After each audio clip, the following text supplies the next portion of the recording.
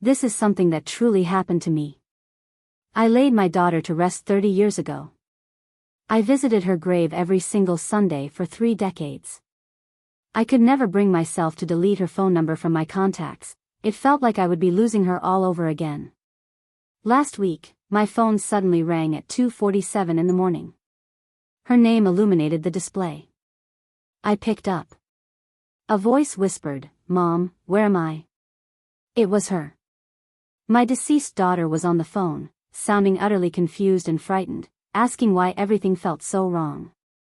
I couldn't get any air into my lungs. I was speechless. 30 years ago, I buried my daughter under a large oak tree in Riverside Cemetery. Her name was etched into the gray headstone. Michelle Jane Porter, born April 12, 1986, died November 3, 2005. She was only 19 years old. The service was brief, perhaps 40 minutes. Around 30 people attended. Her father stood next to me but refused to look at the casket. He just stared at the dirt the whole time. His brother had to physically support him. My daughter's friends were there, just teenagers with red, swollen eyes, unsure of what to say. They just shuffled anxiously and offered mumbled sympathies. After about a year, most of them didn't call anymore. By the second year, her name was never mentioned. That is the nature of death. People continue with their lives. They are forced to. But I was incapable of it. The collision occurred on a Friday evening. She was on her way home from her job. A large truck ignored a red light and slammed into the driver's side of her car. The force of the crash took her life instantly. That is what the authorities informed me. No pain, no suffering. She was simply gone.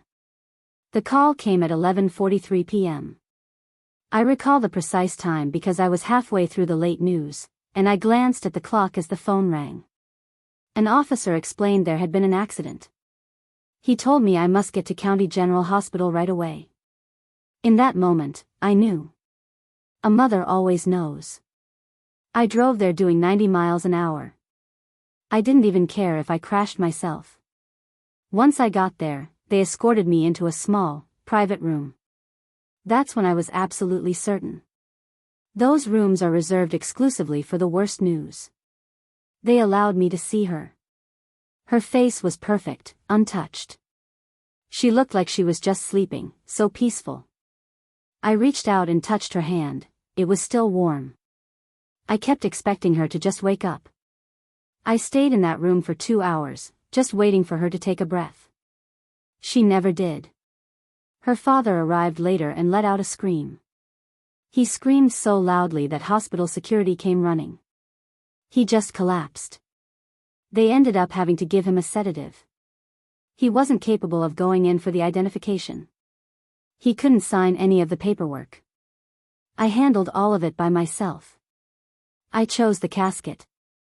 I selected the burial plot. I was the one who wrote the obituary. I picked out the flowers. I did all of it in a complete daze, just going through the motions without understanding any of it. The funeral was harder than the hospital. In the hospital, I could still pretend. I could tell myself there had been a mistake. But at the funeral, they lowered her casket into the ground. I listened to the sound of the machinery. I heard the coffin make contact with the earth. People tossed flowers down onto the lid. Her father threw in a letter he had written.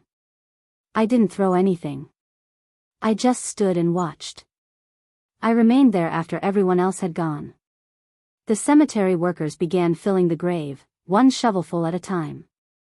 I observed every second of it. I had to see it completed. I needed the finality of knowing she was truly down there. Only when they had packed the last bit of dirt did I finally turn and leave. For 30 years, I went back every Sunday. It didn't matter if it was raining, snowing, or terribly hot. I always brought flowers. I would talk to her. I'd tell her about my week. I confessed things to her that I could never say to another living soul.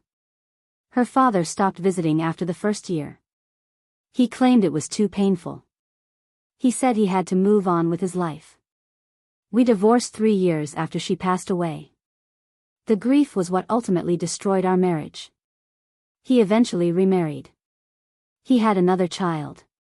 He managed to build an entirely new life. I was unable to.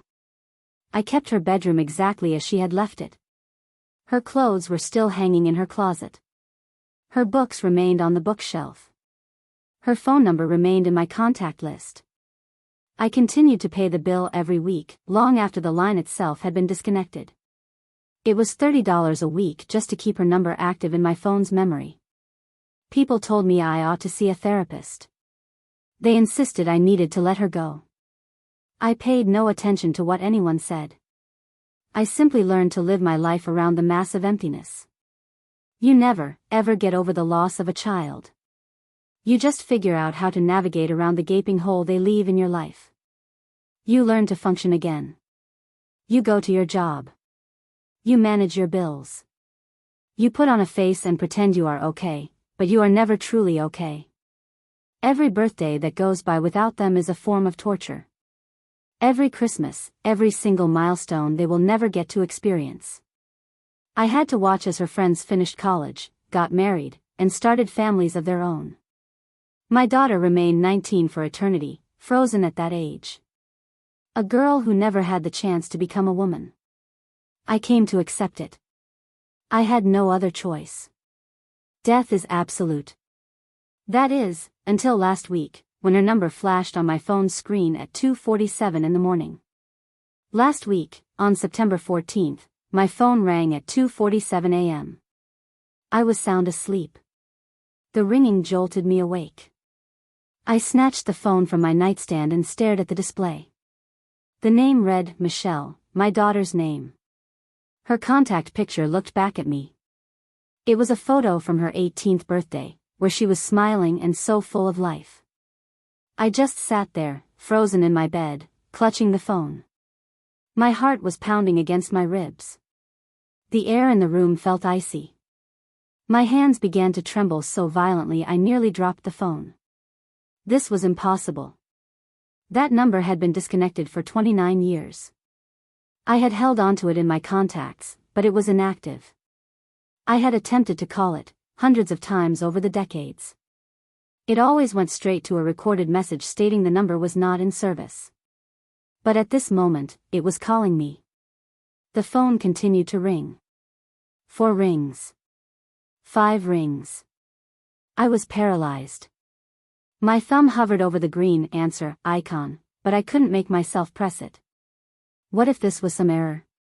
What if it was a cruel, twisted joke? What if I answered and there was only silence? On the 6th ring, some resolve inside me finally snapped. I pressed the button. I raised the phone to my ear. For 3 long seconds, there was nothing. Just dead air. And then I heard breathing. It was slow, rhythmic breathing. In and out. A person. Someone was on the other end. My throat tightened completely. I couldn't make a sound. I tried to say, hello, but the word wouldn't come. Then, a voice spoke. Mom. Just that one word. It was quiet, filled with confusion and fear. It was my daughter's voice. I know my daughter's voice. I heard it every day for 19 years. I've heard it in my dreams for 30 years since. This was her. It wasn't a recording. It wasn't a memory. It was her. Actually her, speaking to me on the phone. My vision swam. Tears streamed down my cheeks. I was still unable to speak. My body refused to obey. Mom, are you there? She asked again. Her voice cracked. She sounded desperate, completely lost. I forced my lungs to take in air. I forced the words from my throat. Michelle, I whispered. My voice was unrecognizable, thin and frail. There was silence on her end. A long, heavy pause. Then, yeah, it's me. Where am I? Her question was baffling. Where was she? What kind of question was that? What do you mean? I asked, my own voice trembling. Where are you calling from? Another stretch of silence. I could hear her breathing quicken, turning into panicked gasps. I don't know, she said. I don't know where I am. Nothing here makes sense. Mom, something is wrong. Everything feels so wrong. I pushed myself out of bed. I fumbled for the lamp switch. I had to think, to be clear-headed, but my mind was failing me. My daughter was dead. I had buried her. I saw them lower her casket into the earth. This was not possible. Michelle, what is happening? I asked. Where have you been? I didn't know what else to ask. What are you supposed to say to someone who has been gone for 30 years? She made a noise that was like a choked sob. I don't know, she repeated. I remember the accident. I remember the truck, it hit me. I remember dying. I felt it, Mom. I actually died. But then I just woke up. And everything is different. I look different. I feel different. I'm in some place I've never seen before.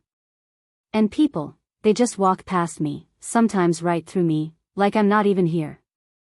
I've been trying to understand what's going on, but none of it makes any sense. I found a phone. Your number was the only one I could remember. My legs buckled. I collapsed heavily onto the edge of my mattress. My daughter remembered dying, she knew she had died, yet she was speaking to me. How could she be talking to me? Are you hurt? I asked. It was a ridiculous question. She was dead, but on the phone. None of this was logical. No, she replied. I'm not hurt. But I'm so scared. I don't understand any of this. Can you please come and get me? Please. Her voice cracked on that last word. She sounded just like a little girl again, lost and terrified and needing her mother. Tell me where you are, I demanded. Give me an address. I will leave right now. I don't know the address, she cried. I'm in some building. It's dark. I see apartments. I'll try to find something with an address. I heard shuffling noises through the phone. Footsteps. The creak of a door. And then the line went dead. Just like that. She was gone. I pulled the phone back from my ear and stared at the screen. The call duration read 9 minutes and 43 seconds. I hit redial immediately. The automated recording started. The number you have dialed is no longer in service. I tried again. The same message. I must have tried 15 more times. It was the same message every single time. My dead daughter had just called me, begging for help, and then she had simply vanished. I did not sleep for the rest of the night. I just sat up in my bed, staring at my phone until the sun began to rise. I replayed the conversation over and over in my mind. Her voice, the way she said, Mom. The sheer terror in her tone, the bewilderment. It could not have been a recording. Recordings don't pause or hesitate. Recordings don't ask questions. They don't sound lost and scared. This was a genuine conversation with a real person who knew things only my daughter could have known. She knew about the accident. She remembered my number. She knew who I was. But my daughter was dead. I saw her body. I touched her cold hand in that hospital room. I watched them seal the casket. I watched them lower her 6 feet into the ground. At 6:30 in the morning, I drove to the cemetery. I had to see her grave. I needed proof that she was still there. The morning was chilling and gray. A thick fog was settled low over the headstones. I parked my car and walked to the oak tree. Her grave appeared exactly as it always did. The gray headstone, the fresh flowers I had left 3 days prior. The ground was firm and untouched. No one had disturbed the earth. The grave was undisturbed. I knelt and pressed my palm against the grass. It was cold and damp with morning dew. Michelle, I whispered. Are you down there? A foolish question. Of course, she was down there. I buried her myself. But if that was true, who had called me? I stayed at her graveside for an hour. I didn't pray, I'm not a religious woman. I just sat there, trying to process what had happened. Perhaps I had dreamed it all. Maybe the grief had finally, after 30 years, caused my mind to snap. Maybe I was going insane. But when I looked at my phone, the call was right there in my history. Michelle. 2:47 a.m. 9 minutes and 43 seconds. It wasn't a dream. It wasn't a hallucination. It was real. I took a screenshot of my call log. I needed evidence. I needed some proof that I wasn't losing my grip on reality. After that, I drove home and I waited. There was nothing else I could do. 3 days went by. Nothing. No more calls, no messages. I hardly ate. I couldn't sleep. I kept my phone clutched in my hand every single second. I was terrified to even take a shower, in case I missed another call. I was afraid to leave my house. My neighbor knocked on the door at one point, asking if I was all right. I didn't answer. I just sat there in my living room, staring at the phone, trying to will it to ring. On the fourth day, at 3:15 a.m., it rang again. Her name. Her picture. I answered it before the first ring even finished. Michelle, I said instantly. Mom, her voice came through. She sounded even worse than before. Exhausted. Desperate. I found something. I found an address. My heart leaped. Where? I grabbed a pen and a notepad from the coffee table. What is the address? She read it out to me slowly. 4247 Riverside Avenue, Apartment 8, Moorfield, West Virginia. I scribbled it down. My hand was shaking so badly I could hardly decipher my own writing. That's 2 states away, I said. What on earth are you doing there? She made a sound that was caught between a laugh and a sob. I don't know, she said. I have no idea how I got here. I don't know why I'm here. But Mom, something is terribly wrong. I went outside earlier, and people looked straight through me. One woman walked right into me. I mean into me, like I wasn't even solid. I think I'm dead, Mom. I think I'm a ghost or something. You are not a ghost, I said, with more confidence than I felt. I had no idea if it was true, but I said it. You're talking to me. Ghosts don't use telephones. She laughed, but the sound was broken. Then what am I? She asked. I look in a mirror here and I see someone older. It's a face that's almost mine, but it's not. I'm just so confused. And I'm so tired. Can you please just come get me? I don't want to be here anymore. My throat constricted. I'm coming, I said firmly. Stay right where you are. I'm leaving this very minute. I should be there in about 8 hours. Can you wait for 8 hours? There was a pause. Then, I'll try. Mom. I'm scared. Those 3 words just shattered me. I know, I said, trying to keep my voice steady. I'm scared, too. But I am coming.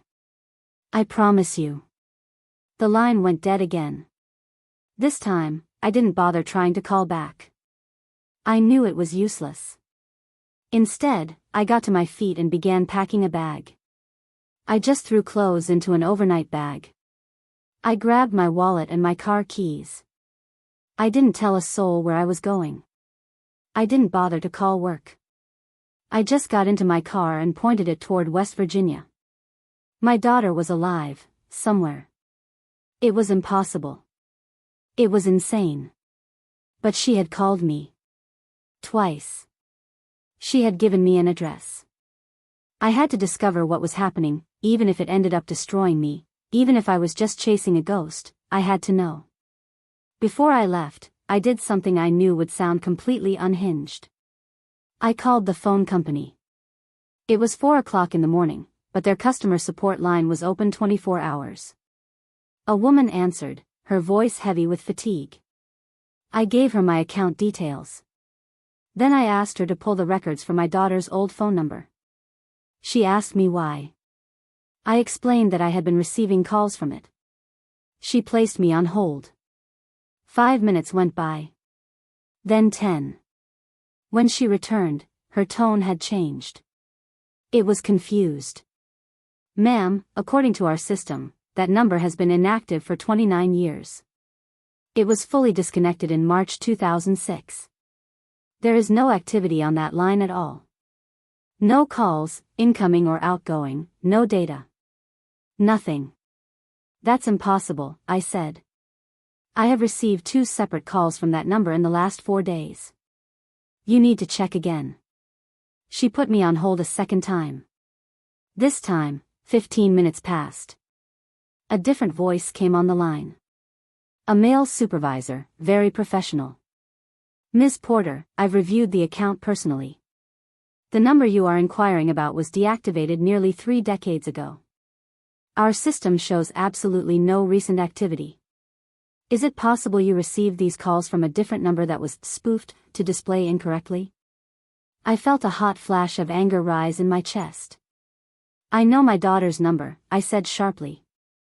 I have had it saved in my phone for 30 years. I am looking at my call log right now. 2 calls. Both from her number. Both lasting several minutes. The supervisor's tone immediately shifted, becoming careful and gentle. It was the voice people use when they think you're unstable. Ma'am, sometimes grief can cause us to see things that aren't really there. Perhaps it would be a good idea to speak with someone, a counselor, maybe? We have resources we could recommend. I hung up on him. I didn't need a therapist. I needed answers. I took several more screenshots of my call history. I even recorded a short video of my phone, clearly showing the calls, the dates, and the timestamps. I had to have evidence. I needed proof that I wasn't crazy. Then I got into my car and began the 8-hour drive to West Virginia. I drove without stopping, except once for gas. I grabbed a coffee at a truck stop and just kept going. My mind was racing the entire drive. What was I going to find when I got to that address? Would Michelle actually be there? Would the building be abandoned? Would I find nothing at all? A part of me fully expected to arrive and find nothing but an empty lot. But I had to go. I had to see for myself. The address was burned into my memory. 4247 Riverside Avenue, Apartment 8, Moorfield, West Virginia. I put it into my car's GPS. It estimated 8 hours and 12 minutes. I made it in 7 hours and 12 minutes. I pulled up at 11:47 a.m. The address led me to an old, dilapidated apartment building on the east side of town. It was 4 stories, made of red brick, probably built in the 1970s. But I knew immediately that something was very wrong. The windows on the ground floor were all boarded over with plywood. The front door was secured with a heavy chain and a padlock. A faded, orange sign was zip-tied to the fence. Condemned. No trespassing. Scheduled for demolition. My stomach plummeted. This building was abandoned. It was empty. How could Michelle possibly be in there? I parked my car across the street and just stared at the building for a good 10 minutes. This couldn't be right. Maybe I had written the address down wrong. But I checked the notepad I'd brought. It was correct. 4247 Riverside Avenue. This was the place. I got out of my car and moved closer. The chain-link fence surrounding the property had holes cut into it in several spots, making it easy to get inside. I glanced up and down the street. It was quiet. Nobody was watching. I slipped through one of the holes in the fence and walked toward the building. The main entrance was chained shut, but as I went around the side, I discovered a door with a shattered lock. I gave it a push. The shriek it made was loud enough to make me freeze in place. I held my breath, listening.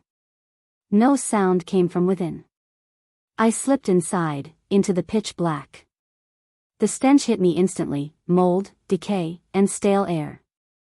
I switched on my phone's flashlight to pierce the darkness. I was standing in a corridor with peeling wallpaper, disgustingly stained carpet, and graffiti covering the walls.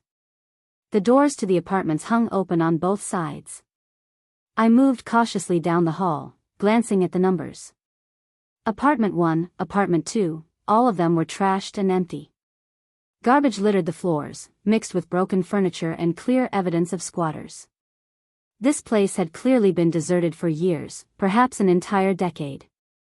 I found the stairwell and made my way up to the second floor. It was more of the same. Just rot, emptiness, and a heavy silence. I peered into every apartment. Nothing. No sign that anyone had been there recently. I climbed again, up to the third floor. My hands were trembling. My heart was hammering against my ribs. And that's when I saw it, Apartment 8. Apartment 8 was located at the far end of the third-floor hall. But unlike every other door in this derelict building, this one was completely closed. It wasn't damaged or kicked in. The brass number 8 on the door was perfectly straight and looked polished. Clean. I just stood in front of it for a full minute. Every nerve in my body was screaming at me to leave, to just run. But I had driven all this way for answers. I reached out and turned the doorknob. It wasn't locked. The door swung open smoothly, without a single sound. No creaking. I pushed it open, stepped over the threshold, and my lungs seized. The apartment was pristine. It was completely perfect. While every other unit in the building was destroyed and rotting, this one looked inhabited. The walls were painted a soft, clean blue. No peeling, no water stains. The carpet was beige and immaculate. I could actually see fresh vacuum lines in it. The air didn't smell like mold and filth, it smelled like laundry soap and coffee. I took another step inside, my legs feeling like they might buckle. The living room was fully furnished. A brown sofa, a coffee table, a television on a stand. Everything was neat and orderly, like a normal apartment. Like someone's home. On the walls, there were photographs. I moved closer, and my vision blurred with tears. They were photos of my family. Me, my ex-husband, and Michelle. Pictures from when she was a little girl. Her first day of kindergarten. Her 10th birthday party. Christmas morning when she was 12. A photo from her high school graduation. I had copies of these exact photographs in a box at my house. How were they here? Who put them here? I touched one of the frames with my shaking fingers. The glass was spotless. No dust. These had been hung very recently. I moved to the next wall. More photos. But these were different. These pictures showed Michelle as an adult, in her 20s, and then her 30s. Photos that never existed. Photos that couldn't exist, because she died at 19. In one picture, she stood in front of a college building, wearing a cap and gown. In another, she was sitting at a restaurant with a group of friends I didn't recognize. Another photo showed her standing right in front of this apartment building, smiling, vibrant, and alive, looking to be about 35 years old. I pulled out my phone and started snapping pictures of everything. My hands were shaking so violently the photos came out blurry. I had to brace myself against the wall. This wasn't possible. None of this was remotely possible. I walked into the kitchen. There were clean dishes in the drying rack. A coffee mug sat on the counter, a small amount of dark liquid still in the bottom. I touched it.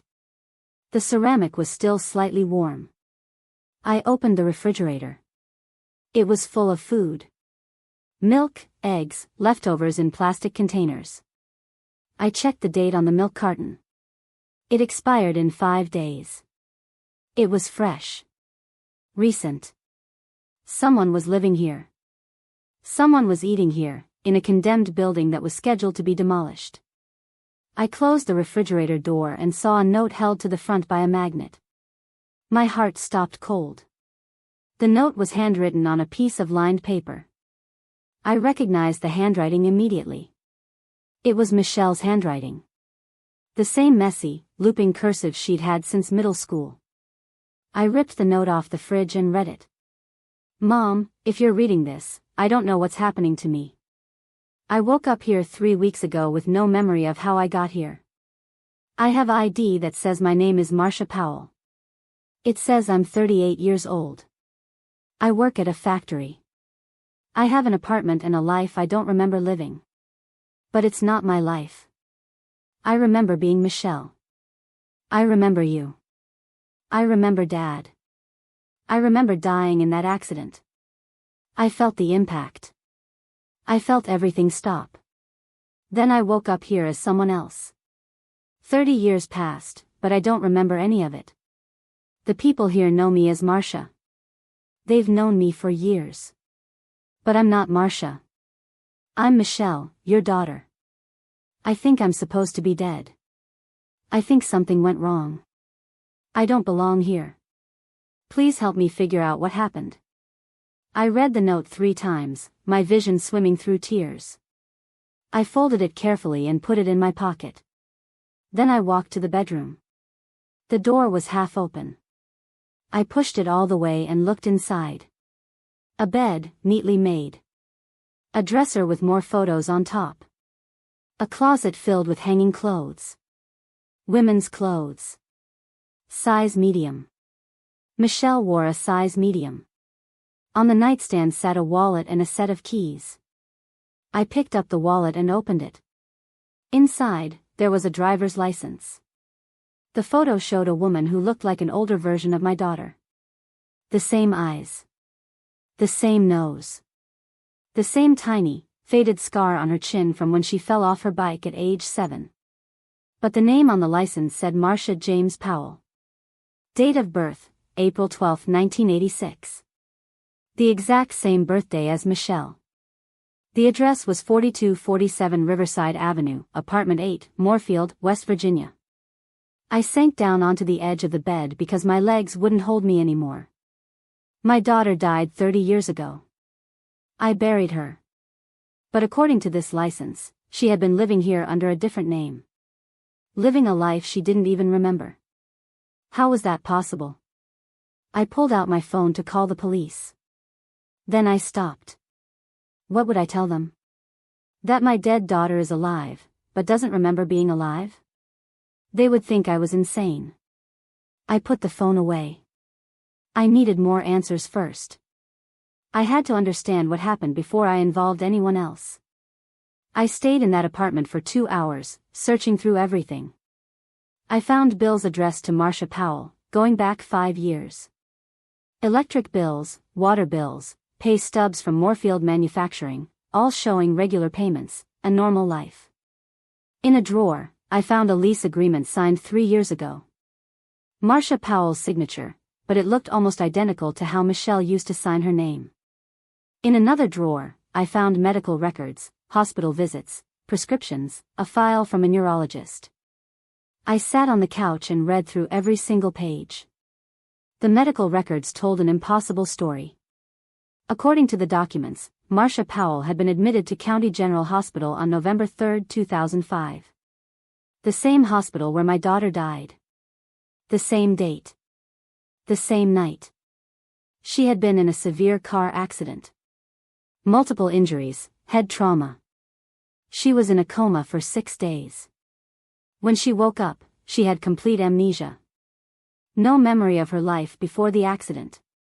No memory of her identity. No ID was found at the scene. She became a Jane Doe. The hospital kept her for 3 weeks while they searched for family. No one ever came forward. No one claimed her. I read the words over and over, November 3, 2005. The night Michelle died. The same hospital. The same type of accident. My hands started shaking. I kept reading. After she was released from the hospital, social services helped her. They gave her temporary housing. They helped her get an ID under the name she chose for herself. Marcia Powell.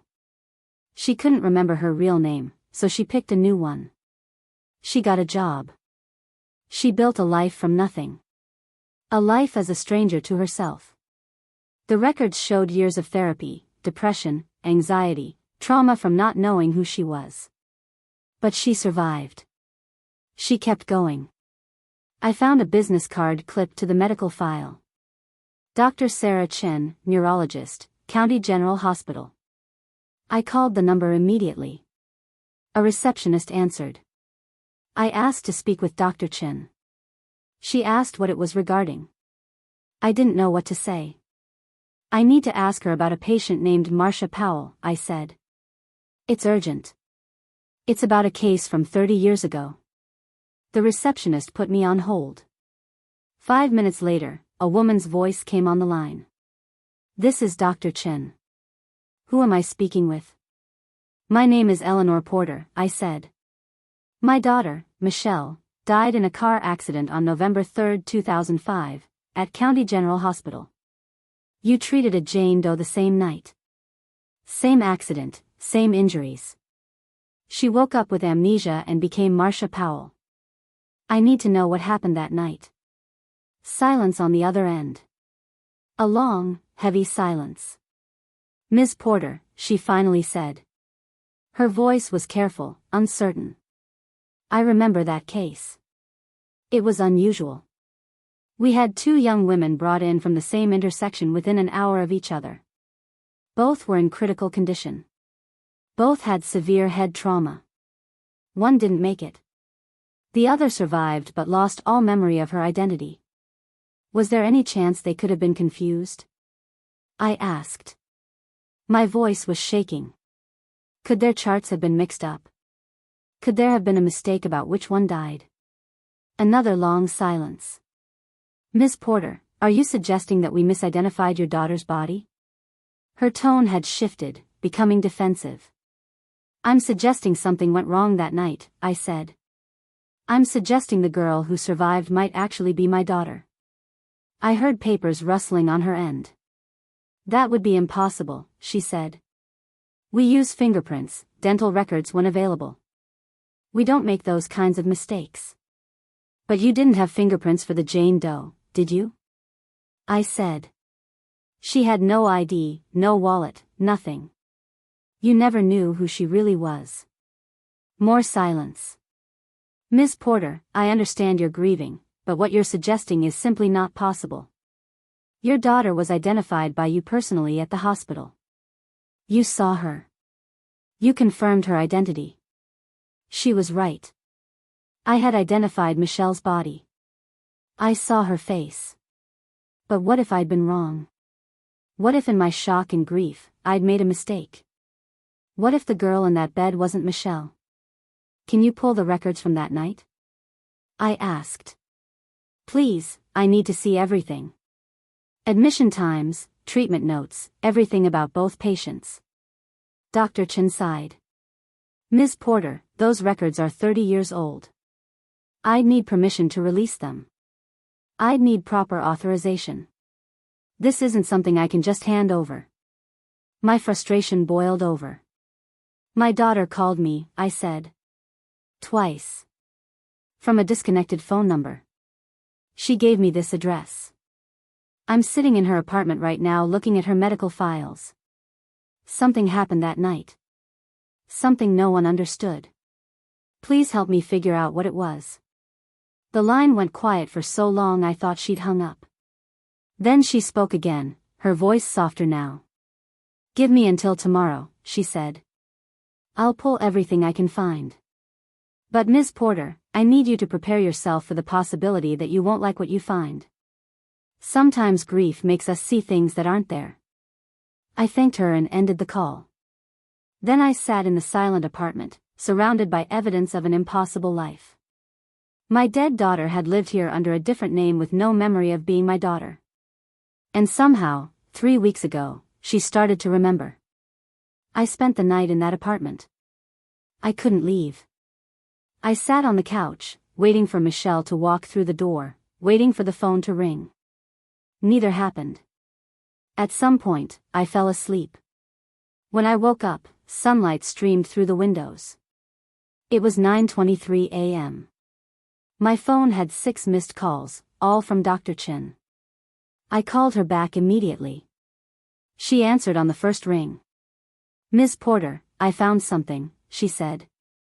Her voice sounded different, shaken. "Can you come to the hospital? I need to show you in person."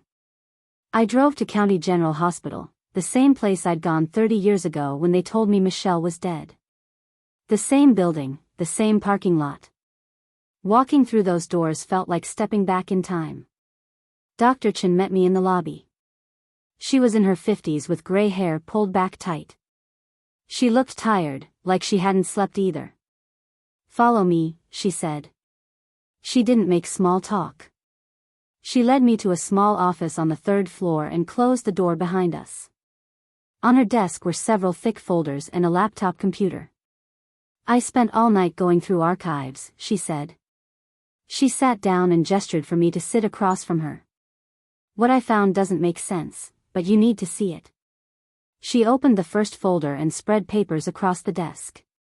On November 3, 2005, 2 patients were admitted to this hospital from car accidents at the same intersection.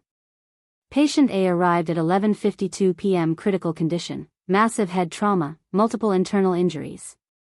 She was pronounced dead at 12:17 a.m. on November 4. "You identified this patient as your daughter, Michelle Porter." She slid a document toward me. A death certificate. Michelle Jane Porter. I'd seen this before. I had a copy at home in a box I couldn't bring myself to open. Patient B arrived at 11:58 p.m., Dr. Chen continued. 6 minutes after patient A. Also critical condition, also severe head trauma, but she was stable enough for surgery. We operated for 7 hours. She survived but fell into a coma. When she woke up 6 days later, she had complete retrograde amnesia. No memory of anything before the accident. No ID was found. She became our Jane Doe. She opened another folder. Medical charts, photos. "This is Marcia Powell, the Jane Doe who survived." She turned her laptop toward me and opened a file. Side-by-side photos appeared on the screen. On the left was a hospital photo from November 2005. A young woman in a hospital bed, bandaged, bruised, unconscious. On the right was a driver's license photo, Marcia Powell, taken years later, the same woman, older. I stared at both images, my breath caught in my throat. "That's my daughter," I whispered. The face on the left looked like Michelle. The eyes, the shape of her jaw, features I'd know anywhere. "That's her. That's Michelle." Dr. Chen leaned forward. "Ms. Porter, here's what doesn't make sense." I pulled the original intake records from that night. Both patients came from the same accident scene. Both were driving vehicles involved in the same collision. But according to the police report, there was only one car accident that night at that intersection. A truck ran a red light and hit a sedan. One driver in the sedan, one driver in the truck. 2 people total. But we treated 2 patients with nearly identical injuries from the same location at almost the same time. I couldn't process what she was saying. "How is that possible?" I asked. She shook her head. "It's not possible, unless someone made an error in the reports. Unless there were actually 2 separate accidents minutes apart that got recorded as one. Or unless..." She trailed off. "Unless what?" I demanded. She looked uncomfortable. "Unless the patients were somehow confused during intake." It was a chaotic night. Multiple trauma cases, overwhelmed staff. If 2 young women with similar injuries arrived minutes apart, if their charts weren't properly labeled immediately, if someone made assumptions about which patient was which. "You're saying you might have declared the wrong person dead?" I said flatly. The words felt like knives coming out of my mouth. Dr. Chen's face went pale. "I'm saying there may have been confusion about patient identification during a critical moment. I'm saying mistakes, while rare, can happen. I'm saying the woman who survived as Jane Doe has the same blood type as your daughter, the same approximate age, similar physical characteristics, and according to intake photos, similar facial features despite the trauma. She pulled out another document. This is the original police report from that night. It lists only one victim in the sedan. Michelle Jane Porter, age 19. But it also notes that identification was found at the scene in the vehicle. I identified her body, I said. My voice sounded hollow. I saw her. I touched her hand. Dr. Chen nodded slowly. You identified a body that had severe facial trauma. In a moment of extreme emotional distress, in the middle of the night, after being told your daughter was dead. Ms. Porter, the human brain under that kind of stress doesn't always see clearly. And we don't always question what we're told when it confirms our worst fears. I stood up. The room felt too small, too hot. So, you're telling me I buried the wrong person? That I've been visiting the wrong grave for 30 years? That my daughter has been alive this entire time and I didn't know? Dr. Chen stood too. I'm telling you there are irregularities in the records that warrant investigation. I'm telling you that Marcia Powell may need to be DNA tested. I'm telling you that what happened that night may not be as clear as everyone thought. She handed me a piece of paper with an address written on it. This is where Marcia Powell works. Moorfield Manufacturing, 3rd shift. She should be there tonight starting at 11 p.m. But, Ms. Porter, you need to be prepared. If this woman is your daughter, she doesn't remember being your daughter. She's lived an entire adult life as someone else. Approaching her could be traumatic for both of you. I took the paper. My hands were numb. If there's even a chance she's Michelle, I said, I have to see her. I have to know. Dr. Chen nodded. I understand. I've arranged for a DNA test kit. If you can get a sample, a cheek swab, or even a hair with the root attached, we can run it against your DNA. We'll know for certain within 48 hours. She handed me a small plastic bag with a sterile swab inside. I put it in my pocket. One more thing, she said as I turned to leave. If this is your daughter, if Marcia Powell is actually Michelle Porter, you need to understand that she's not the same person you lost. 30 years of living as someone else changes a person. Even if the DNA matches, the girl you knew is gone. I drove to Moorfield Manufacturing that night at 10:45 p.m. The factory sat on the edge of town, a large metal building with bright lights illuminating the parking lot. I watched the workers arrive for the night shift, people in jeans and work boots carrying lunchboxes. I didn't know what Marcia Powell looked like now. Would I recognize her? Would I see my daughter in a stranger's face? At 10:52 p.m., a silver Honda pulled into the lot and parked 3 spaces from me. A woman got out, tall, maybe 5'10", wearing jeans and a brown jacket. She grabbed a backpack and walked toward the factory entrance. I couldn't see her face clearly, but something about the way she moved made my chest tighten. The walk, the slight slouch in her shoulders, Michelle used to walk exactly like that. I got out of my car and followed her at a distance. She reached the entrance and stepped under the bright lights. I stopped. I could see her clearly now. Her face was older, with lines around her eyes, but it was Michelle's face, 30 years older, exactly how she would look if she'd lived. The same nose, the same shape of her mouth, even the way she ran her hand through her hair before opening the door. Michelle did that exact gesture 1,000 times. I watched her disappear inside, then stood in the parking lot, crying in loud, uncontrollable sobs. My daughter was alive. She was 38 years old and working the night shift at a factory. I waited in my car for 3 hours. What would I say? Hi, I'm your mother. You died 30 years ago, but you're alive. You just don't remember. I needed the proof first. At 2:15 a.m., workers came out for their break. Then I saw her. Marcia/Michelle. She came out alone and walked to the far edge of the parking lot, leaning against the fence and staring up at the sky. I walked toward her, my heart hammering. When I was 20 feet away, she noticed me. We stared at each other. Confusion crossed her face, then a flicker of recognition. "Can I help you?" she asked. Her voice, Michelle's voice, deeper, rougher, pierced the silence. "I'm sorry," I managed to say. You look like someone I used to know." She studied my face, troubled. "That's weird," she said slowly. "You look familiar, too. Have we met before?" "I don't think so. I'm not from around here." I moved closer, seeing the small, faded scar on her chin from the bike accident when she was 7. "What's your name?" I asked. "Marcia," she said, hesitating. "Marcia Powell." "You?" "Eleanor," I lied.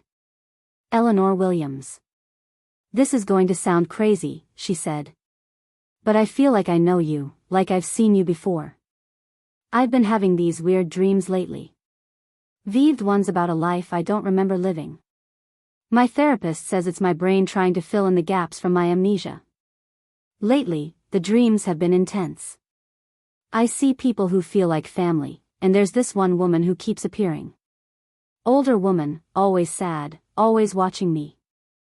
I think it's supposed to be my mother, but I don't remember having one. I could barely breathe. She was dreaming about me. What does she look like?" I asked. Marcia looked at me for a long moment. "Like you," she said quietly. "She looks exactly like you." "Who are you, really?" she asked. "Why do I feel like I know you?"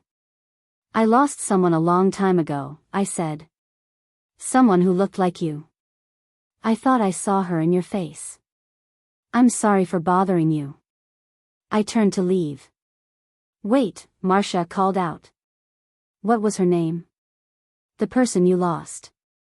I looked back at her. "Michelle," I said. "Her name was Michelle." Marcia went very still. "That's impossible," she whispered. "How did you know that name?" She pulled out her phone, her hands trembling. 3 weeks ago, I woke up and found this in my notes app. I don't remember writing it." She turned the phone toward me. On the screen, written dozens of times, "I am Michael. I am Michael. I am Michael." The note still says Michael, reflecting the male identity she is questioning, as per your original text. "I thought I was losing my mind," Marcia said. "But you just said that name. A stranger just said the name from my dreams. How is that possible?" I held up the DNA test kit. "I need you to trust me. Will you let me take a DNA sample? Just a cheek swab." "Why? What's going on?" "Because I think you're my daughter," I said. "I think you're Michelle, and I think you've been alive this whole time." "Your daughter is dead," she said, flatly. "You said you lost her." "I buried her 30 years ago," I said, tears streaming down my face. "I visited her grave every week for 3 decades.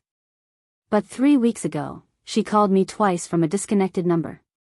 She gave me your address, and I found your apartment full of our family photos and a note in my daughter's handwriting."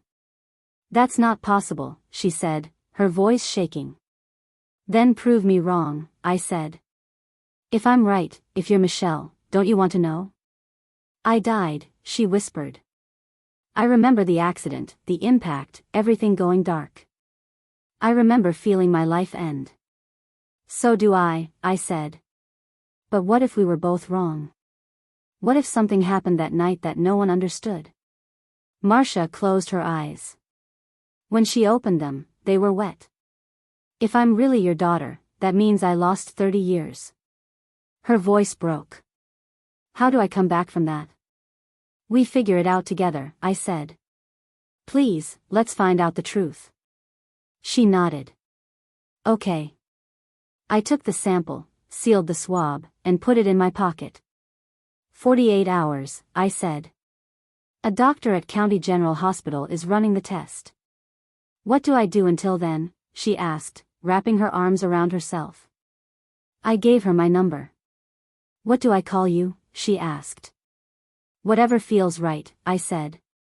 Eleanor, or nothing at all until we know. She saved the contact as Eleanor. If the test comes back positive, she said, taking a shaky breath. I don't remember being her. I've lived as Marcia Powell for 30 years. Even if the DNA says I'm Michelle Porter, I don't know if I can become her again. I understand, I said. I just need to know the truth. Whatever happens after, we'll deal with it. She nodded, then reached out and touched my shoulder. I'm sorry, she said. For what you lost. She turned and walked back toward the factory. I watched her go. 2 days later, Dr. Chen called me. I was back in the apartment, waiting. Ms. Porter, Dr. Chen said. The results came back. I need you to sit down. Tell me. It's a match, she said. Marcia Powell is your biological daughter. Michelle is alive. I don't remember what I said. I ended the call and sat in silence for an hour. My daughter was alive. A stranger, Christopher Hayes, had been buried in her grave. My daughter had been living under a different name for 30 years. I had missed everything. I called Marcia. She answered on the first ring. It's positive, I said. The DNA test. You're Michelle. You're my daughter. Silence. Then I heard her crying, deep, broken sobs. I don't know what to do, she said. I don't know how to be her. I don't remember her. I cried, too. We stayed on the phone for 10 minutes, crying together. Can I see you? I finally asked. Yeah, she said. Yeah, I need to see you. I need to try to understand this. We met at a diner 2 hours later. I sat in a booth by the window. When she walked in, I stood up. She walked over slowly and sat down across from me. I don't know where to start, she said. I buried you, I said. I mourned you. I visited your grave every week. And you were alive the whole time. She put her face in her hands. I'm so sorry, she said. I know sorry doesn't fix 30 years. It's not your fault, I said. The hospital mixed things up. No one is to blame. What do we do now? Marcia asked. I don't know, I said. You're my daughter. But you're also Marcia Powell. I can't ask you to give that up and become someone you don't remember being. But I want to try, she said, her eyes wet. I want to know who I was. I want to know you. I want to understand the life I lost. Then we take it slow, I said.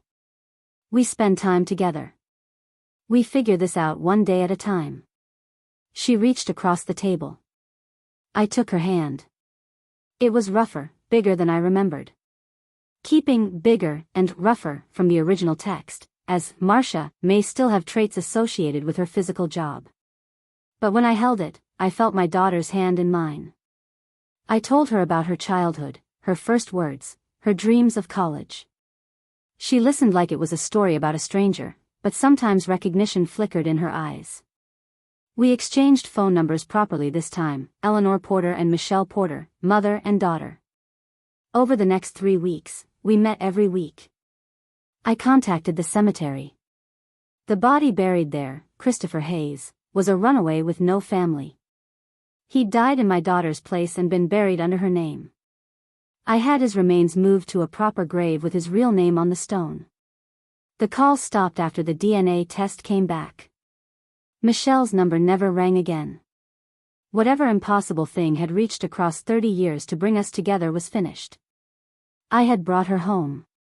Not the girl I'd lost, but the woman she'd become. We would never get back the time we'd lost. But we had now. We had a second chance that shouldn't have existed. I buried my daughter 30 years ago.